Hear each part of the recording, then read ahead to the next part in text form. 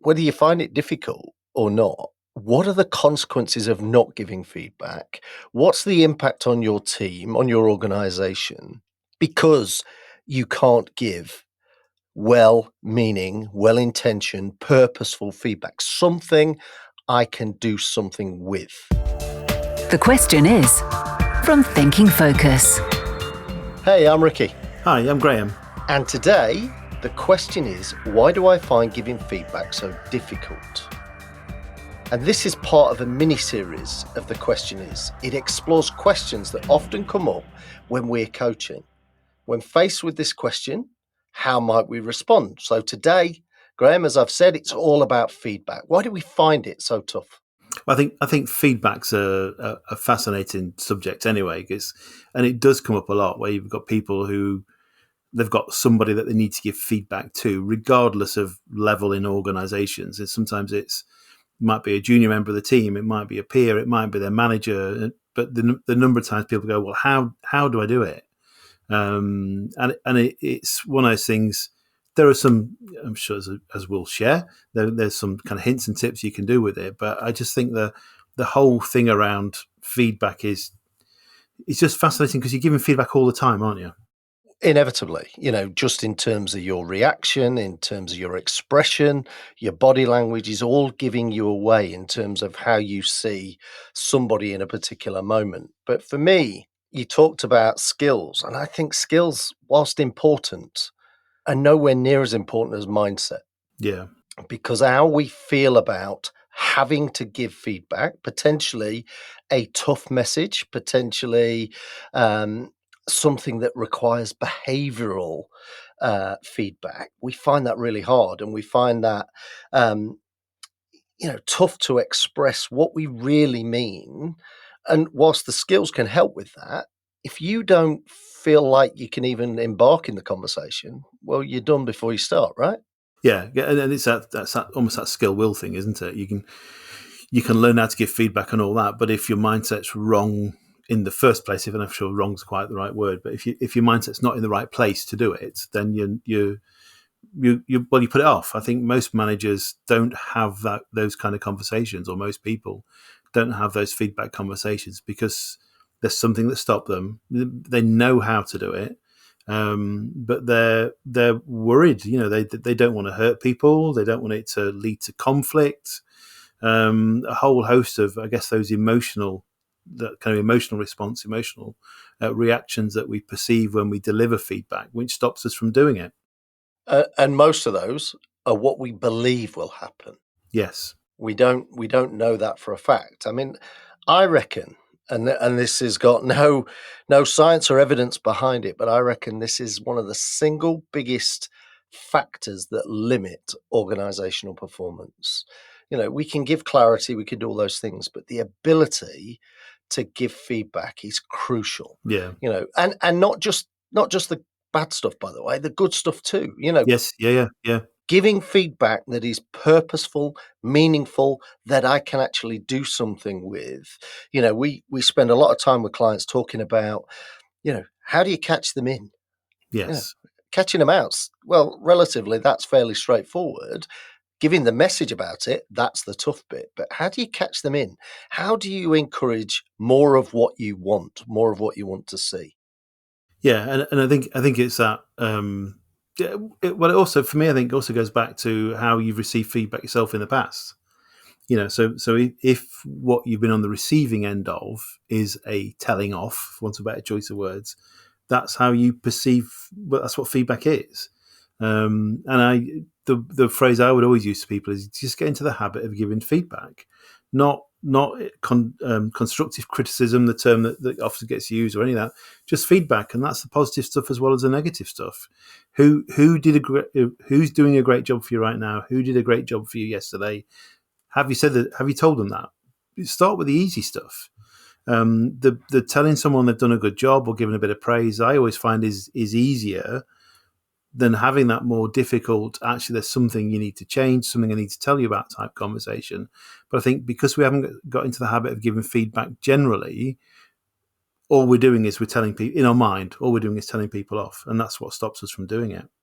Yeah, and I think that link to receiving feedback, how we receive feedback, and often how we would react, perhaps that's how we feel it's going to be like when we give Yeah, feedback. So it gets wrapped up in this. In fact, we've covered the you know receiving feedback and how to do that in a recent LinkedIn newsletter that we do, Mindset Matters, and we talk about you know as you described. Do I feel like this is another telling off?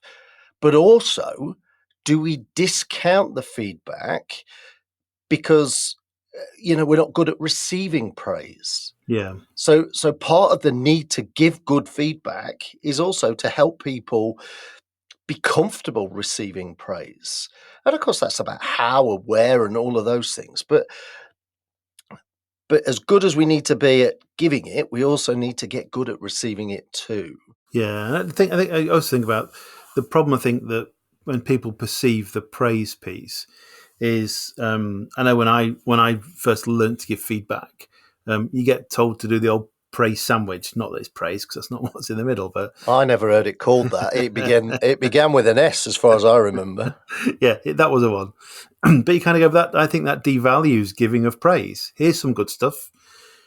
Here's some stuff you're not doing so well. Here's some good stuff. And for me, it's that those two pieces of praise are devalued because the only reason you're giving them is for the bit in the middle, and then what people get used to is, okay, you've said something nice to me, so there must be something not so nice coming. And I think that used to be the model that was, kind of rolled out on training courses. And I think over the years we've realized it's not the way to give feedback really.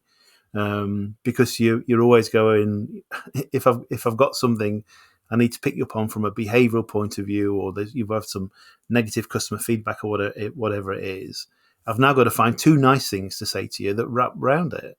So I think for a lot of us, we know that's kind of has been part of our history in terms of learning how to do feedback, and therefore we just stopped giving the praise. I think that's absolutely right. But it causes me to think that goes, as a manager, as a leader in an organization, just imagine what it would be like if nobody gave any feedback. How would people even improve? So it's almost going, it's not whether you find it difficult or not. Actually, what are the consequences of not giving Yeah, feedback? yeah, What's the impact on your team, on your organization? Because you can't give well meaning, well intentioned, purposeful feedback, something I can do something with. Whether it's more of the same or actually I need to change the way I do things or how I go about doing something. yeah. And I think there's also that there's when we're thinking of giving feedback, by the time we get ready to deliver it, we've thought it through. It's a rational conversation as far as we're concerned. I think one of the things that stops us is we imagine the person's going to get very emotional on the back of it, because we've dealt with the emotion attached to it because we've worked through what we're going to say. So I think that sometimes holds people back as well. But the difference is I'm reacting on the receiving end, I'm reacting to what you're saying, Yeah, whereas the emotional element of what I'm processing is preparing myself for your reaction. yeah, And actually, that means the quality of message, the quality of the feedback I give potentially is compromised yeah, because we're not focused on actually, let's stick to what's really clear here. Make sure that the feedback is factual, it's specific, it's got some evidence attached to it, i.e., it was this date and you said, hopefully as close to the occurrence as it happened, but it's not generalities. It's not, you're always late. yeah, It's not, you always do this, you're terrible with, you're no good at, as opposed to, actually last week you turned up late for work twice. Actually, last week you interrupted your colleagues while they were delivering an important presentation. yeah, Here's the examples. And I can now do something with that. I can make some different choices next time. And I think if you've got, like you and I have trained lots of feedback models. We've also used lots of feed models and been on the receiving end, and some are better than others. Yeah. But the reality is, having a structure for taking somebody through that process is critical. And we've got loads of stuff on our YouTube site around this, but actually it helps me to plan the conversation. Yes. And actually that takes away some of those potential issues, mindset challenges I might have. And I think that then they say that just having that bit of structure helps you to go, let's take the evidence piece. It's really tempting to go, Ricky, I need to have a word with you because you're always late. When I've then sat down and thought about it and worked out that it was 2 occasions last week or whatever it might be, suddenly you straight away you're in a much stronger kind of position because you've made it conditional, you've attached it to something. So then kind of in the delivery of it, you kind of go, okay, so I know when I speak to Ricky, I need to talk about timekeeping. Because I always think when you go in with a Ricky, I need to talk about your timekeeping because you're always late, you're going to come back with what? Always? Yeah. Really? Yeah. I wasn't late today. and we end up with that almost potentially ending up with a fight, aren't we? And I can validate the fight, Yeah. because when I'm at home and my wife says to me, I've got a million things to do, and I go, a million, it ends up in a fight. Ricky, have you not learned? Have you not learned that one yet? No. Happy wife, happy life. There's some feedback for you. I am a slow learner, as lots of people can attest to. But it is about recognizing that, let's be really specific, let's be really factual. Yeah. And the other thing is, if somebody's been late a couple of times, maybe the first question is everything all right? Yeah, checking why certainly if it's a behavioral change, it's not the way the person normally is. And like I said, the other thing I encourage people to look out for is there a pattern to it? So when we go back to the timekeeping one, if you notice, is it regularly on a Tuesday and a Thursday, but the other 3 days a week they're fine, because it probably suggests if there's a pattern, there will be something sitting behind it. So I think you're right. It's digging beneath the whatever it is we need to feed back to and finding out why. And I think if you start from that lens, actually the feedback becomes easier, because you can contextualize the feedback in terms of either help and support. We love the model what, so what, now what, don't we? It says, so what's going on? The consequence of you being late on these days is, so I need to make alternative arrangements. If you've got a need to care for a relative, if you've got, a problem with, I don't know, it could be roadworks that suddenly have turned up that you weren't expecting out of the blue. That happens to me on the school run all the time. You go, where did these come from? Yeah. But actually, we can start to have practical solutions to how we help you deal with this. Clearly, if somebody's behaving out of character, that's a slightly different thing. And often it's those conversations that people find more difficult. Yeah. And I think the other thing we've perhaps, I guess, skirted around so far is what's my intent in giving the feedback? So is my intent to just tell you off?